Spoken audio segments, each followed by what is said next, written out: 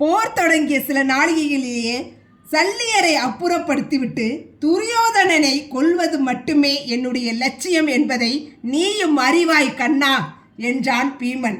அப்படியா? உன் வீரத்தின் மீது நம்பிக்கை வைப்பது உனக்கு நல்லது.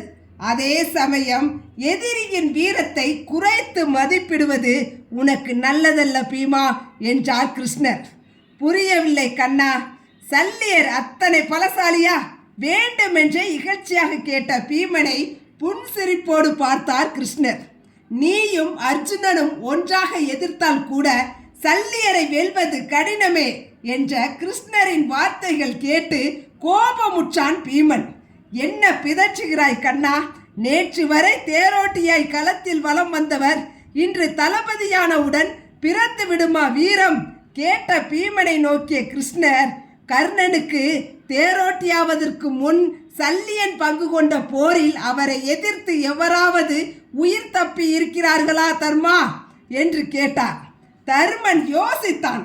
ஆம், சல்லியனை எதிர்த்த எவரும் உயிரோடு இல்லை.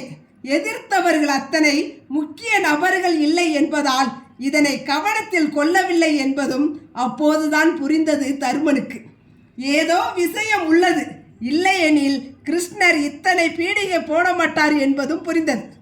கிருஷ்ணா, பீமன் தான் செய்த சபதத்தை முடிக்க வேண்டும் என்ற வெறியில் அறியாமல் பேசுகிறான். அவனை மன்னித்தருளி என்னவென்று தெளிவாய் எடுத்திருக்க கூடாதா? வணங்கியபடியே கேட்டான் தருமன்.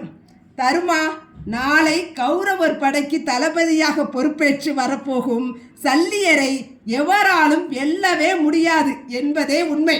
அவர் முன் கோபத்தோடு எவர் போரிட்டாலும் எதிரியின் ஆற்றல் 1000 மடங்காக பெருகி அவரையே அடையும் என்பது அவர் கொண்டிருக்கும் வரம்.